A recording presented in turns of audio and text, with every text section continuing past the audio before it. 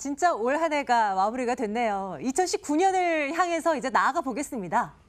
주식 투자에 있어서 어떤 쪽으로 가닥을 잡으면 그래도 수익을 낼 가능성이 높겠는가, 이에 대한 고민을 좀 해보도록 할게요. AR 인베스트먼트 오현진 팀장과 함께 살펴보겠습니다. 팀장님 어서 오세요. 네, 안녕하세요. 예, 한 살 더 먹습니다, 우리. 어떡해요? 네, 그러게요. 시간이 참 빠르다는 생각이 듭니다. 그렇죠. 2019년도에 유망할 업종을 3가지 꼽아 오셨다고 들었는데요. 어떤 업종이 들어가 있을까 궁금합니다. 자, 첫 번째 업종 공개하겠습니다. 의류가 나왔습니다. 이번 겨울만 놓고 생각한 게 아니잖아요. 그렇죠. 한 해 내다보신 거잖아요. 네네. 얘기 좀 풀어주세요. 일단은 1분기와 내년 1분기와 올해 4분기에 대한 기대감을 같이 좀 말씀드릴 수 있을 것 같아요. 그래서 서울의 기온이 영하 10도로 내려가고 지금 체감은 영하 20도라고 합니다. 저도 감기가 굉장히 좀 심하게 걸린 정말요? 상태라서 예. 네, 목소리가 별로 안 목소리 좋은데 지금 나오고 있어요. 네, 겨울 의류의 판매 기간이 그만큼 늘어난다라고 일단 보시면 될 것 같아요. 그래서 겨울 의류가 아무래도 이제 여름철에 판매되는 의류보다는 판매 단가가 높기 때문에 겨울 의류 판매 기간이 길어진다는 것 자체는 분명히 큰 모멘텀으로서 작용할 수 있다라고 보고 있습니다. 그래서 지금 백화점의 패션 잡화 매출 비중을 보시면 3년 연속 판매 증가율이 감소세를 보였거든요. 근데 네. 올해 같은 경우에 그 감소폭이 크게 줄었어요. 그래서 내년에는 백화점의 패션 잡화 매출이 플러스로 전환될 수 있을 것이다라고 보고 있고요. 두 번째로는 온라인 판매 확대를 통한 비용 절감입니다. 그래서 소매 판매 온라인 채널 비중은 5년간 2배 정도 성장을 했습니다. 특히 모바일 쇼핑은 매년 2자릿수대 성장을 보여주고 있고 의류업체도 오프라인 매장 축소되고 온라인과 모바일 쇼핑 채널을 강화하고 있습니다. 근데 이제 의류를 온라인으로 샀을 때 가장 큰 단점은 입어볼 수 없다라는 거잖아요. 그렇죠. 그래서 보통 이제 오프라인 의류 쇼핑을 고집하시는 분들도 있는데 내년 같은 경우에는 AR 쇼핑이 많이 활성화가 될 거예요. 그래서 내 캐릭터를 PC에 이제 투영을 해서 이제 가상으로 입어보고 이제 의류를 구매할 수 있다는 거죠. 그래서 지금도 AI 쇼핑이 있는데 좀 약간 초보적인 수준입니다. 근데 내년에는 기술 발달로 인해서 좀 정밀도가 올라갈 것으로 보여지고 있거든요. 그래서 이제는 온라인으로 의류를 사도 오프라인에서 구매를 하는 것과 그렇게 큰 차이는 없을 것 같아요. 그래서 내년이 모바일 그리고 온라인 패션 매출 비중이 크게 증가하는 또 한 해가 될 것이다라고 판단을 하고 있고요. 다만 이제 그렇다고 해서 모든 의류주가 가지는 않겠죠. 그래서 의류주 내에서 차별화는 분명히 나타난다라고 보고 있습니다. 역시 이제 브랜드 충성도가 높은 의류주를 중점적으로 보시는 게 가장 좋다라는 부분인데 어떤 쪽이 충성도가 높다고 생각하세요? 네, 그래서 예를 들면은 한섬 같은 경우 남성 의류 브랜드 시스템 업무라든지 타임 업무라는 브랜드를 가지고 있는데 남성층을 중심으로 판매가 꾸준히 이루어지고 있습니다. 이게 의류가 꽤 고가거든요. 근데 그런데도 불구하고 고정 판매층을 확보하고 있기 때문에 충분히 차별적인 성장을 이어갈 수 있다라고 보고 있고 또 요즘에 주가가 좀 좋은 휠라코리아 같은 경우 올해 어글리 슈즈 신상품 출시로 브랜드 가치를 상당히 많이 끌어올렸습니다. 그래서 이 어글리 슈즈 못생긴 신발이라는 건데 근데 예뻐요. 올해 그렇죠. 그러니까 이제 팔리는 건데. 네, 그런가 봐요. 네, 그래서 아마 이 유행이 내년까지 갈 것으로 생각이 돼요. 그래서 그런 관점에서 휠라코리아라든지 이렇게 장기적인 유행을 선도할 수 있거나 소비자 브랜드 충성도가 높은 이런 의류주가 선별적인 강세를 보일 것이다라고 판단합니다. 첫 번째 2019년도 유망할 업종으로 의류 업종 일단 살펴봤습니다. 다음 카드도 한번 열어볼게요. 이번에는 어떤 업종이 들어가 있을까요? IT입니다. IT 업종에 대한 긍정적인 뷰를 제시해 주시는 전문가들이 많으세요. 팀장님께서는 어떤 시각에서 이 IT를 봐야 된다고 보시는 거예요? 네, 역시 현재 시점에서 가장 먼저 체크해 볼 부분은 낙폭 과대죠. 결국은 업황 둔화 때문에 밀렸고 디램 가격 하락하고 이런 부분 모르는 사람들이 없습니다. 근데 그런 부분들이 거의 다 반영됐다라는 부분이고 또 예전보다 미국 기술주와의 연동성이 좀 줄었어요. 그러니까 팬 종목이라고 하죠. 페이스북, 애플, 아마존, 구글 이런 종목이 떨어지면 삼성전자나 SK하이닉스가 거의 90% 가능성으로 떨어졌습니다. 근데 최근에는 이들 종목 대비해서 하방 경직성이 분명히 강해지고 있다라고 보고 있고 지금 미국 기술주도 좀 빠질 만큼 빠지기는 했어요. 지금 나스닥 PER이 18배인데 과거 대비해서는 그렇게 높은 수준은 아니거든요. 그래서 이런 부분을 생각해 보면 미국 기술주의 하락도 좀 진정될 가능성이 높고 예전보다 미국 기술주와의 디커플링도 강화가 됐기 때문에 삼성전자, SK하이닉스가 차별적인 반등을 보일 수 있을 것이다. 이렇게 판단을 하고 있고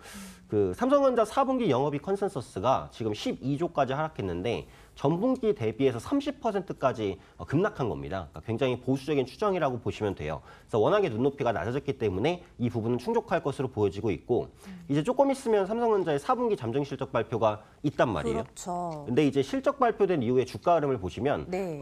최대치 실적이 전망되는 종목은 최대 실적을 낸 다음에 차익 실현 매물이 나오는 경우가 많아요. 근데 반대로 실적 쇼크가 예상되는 종목은 실적 쇼크 이후에 저가 매수가 들어온 경향이 많아요. 그래서 그런 관점에서 삼성전자, SK하이닉스도 이 낮아진 눈높이 정도만 충족을 시킨다면 충분히 불확실성 해소에 의한 저가 매수가 들어올 수 있을 것이다라고 판단을 하고 있고요.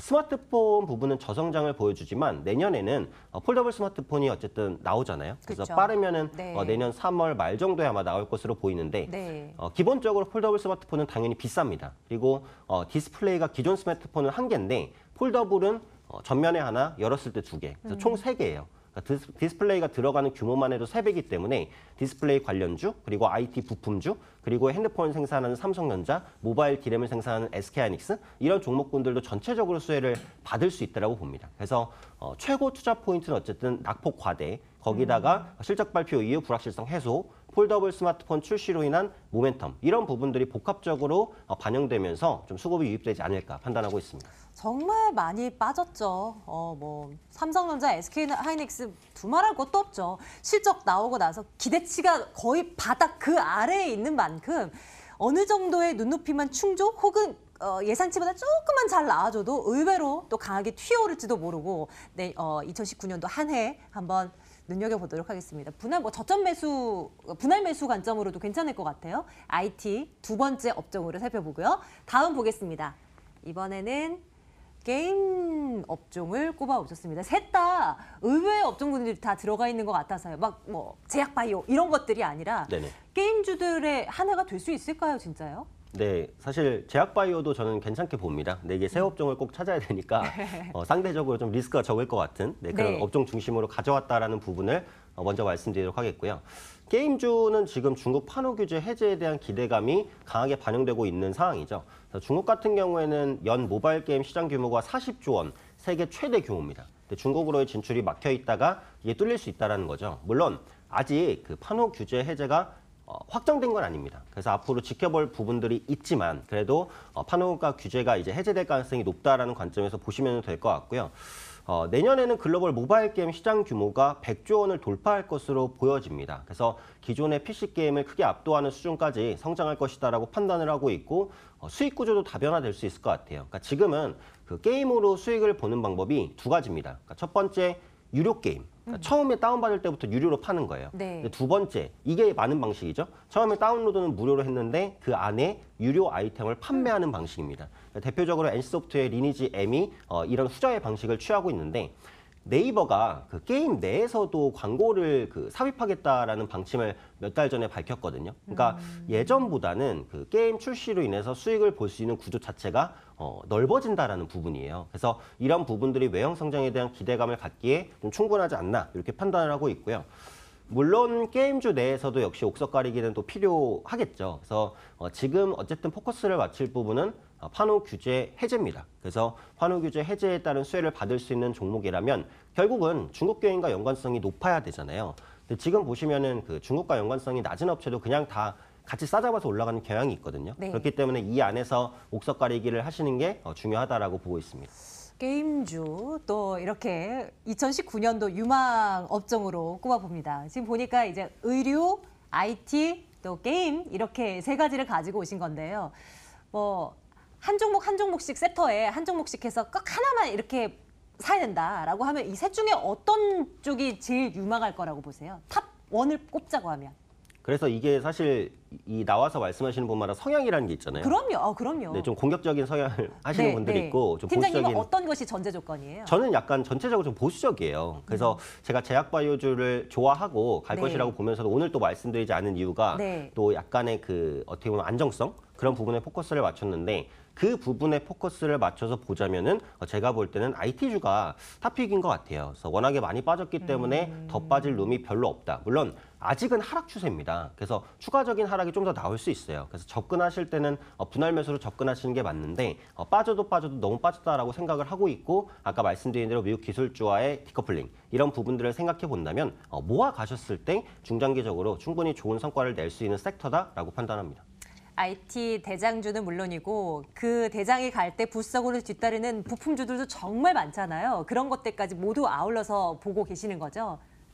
그런데 이제 대형 섹터를 먼저 보시는 게 좋을 것 같아요. 그러니까 지금 낙폭과대주라고 한다면 부품주보다는 네. 삼성전자나 SK하이닉스, 뭐 LG이노텍 이런 대형 IT 섹터가 더 저평가가 돼 있습니다. 그러니까 실적 대비해서 그렇다는 거고 IT 부품주도 많이 빠졌는데 실적 둔화되는 속도가 대형 섹터보다는 더 빨랐어요. 그래서 뭐 중소형 부품도 나쁘지는 않다고 생각을 합니다만 대형 IT주를 위주로 보시는 게 좀 더 유리한 전략이라고 생각합니다. 그러면 팀장님, IT 대형주 중에 하나만 꼽아볼까요?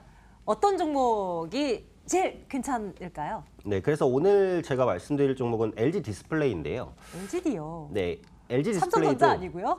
삼성전자도 사실 괜찮긴 한데 네. 현재 시점에서는 위치가 좀 더 이 네. 종목이 네. 좋은 것 같아요. 그래서 LG 디스플레이를 가져왔고 역시 삼성전자처럼 외풍에 많이 시달렸던 그런 종목입니다. 네. 그러니까 가장 큰 악재는 아이폰 판매 아이폰이죠, 뭐. 부진이었죠. 네. 그래서 애플 매출 비중이 30%가 넘어요. 그러다 보니까 아이폰이 안 팔린다라고 하면 그대로 이제 매물이 나오는 게 LG 디스플레이였습니다. 아이폰 XS부터 아이폰 판매 부진이 본격화되고 있고요.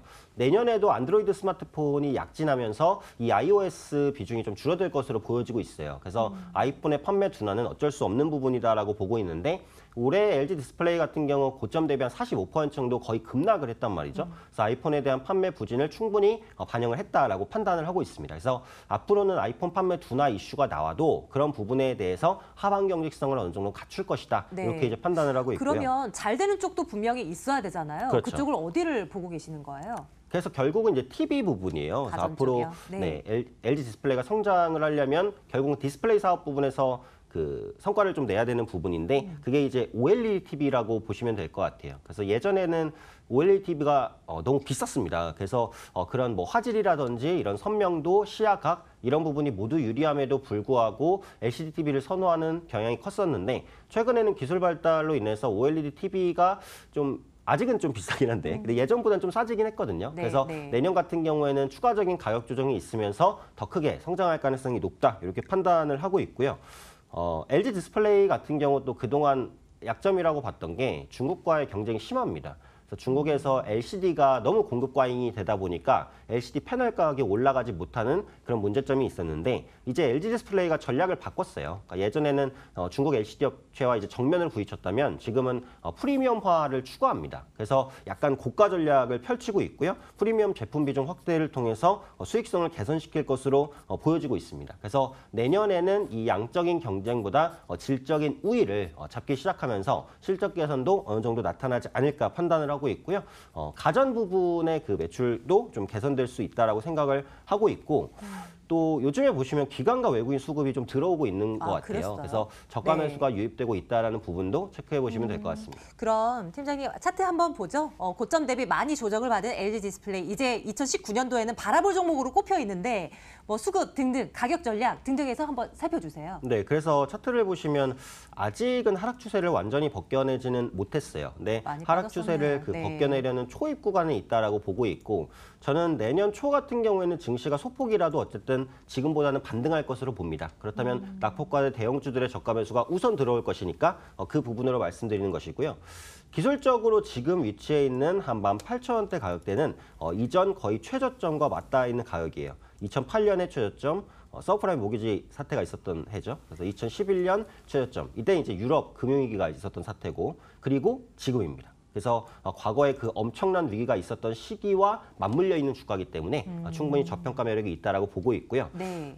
매수가는 18,000원에서 18,500원 잡겠습니다. 그러니까 오늘 종가 부근 근처로 다음 주부터 보시면 될 것 같고요. 목표가는 21,000원, 손절가는 17,000원 정도 잡아보도록 하겠습니다. 2019년도 공략하는 최선호주 LG 디스플레이지만 일단은 단기적인 목표가를 설정해 주신다면요. 21,000원 선까지 LG 디스플레이 한번 올려다 보도록 하겠습니다. 손절가는 그래도 17,000원? 이건 그래도 꼭 기억을 해두고 있을게요.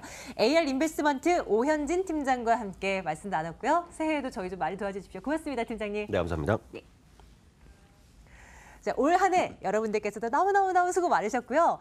조금 일찍은 감이 있긴 합니다만 여러분들 미리 새해 복 많이 받으십시오. 저의 복도 조금 나눠드리도록 할게요. 마감 전략 A+였습니다. 고맙습니다.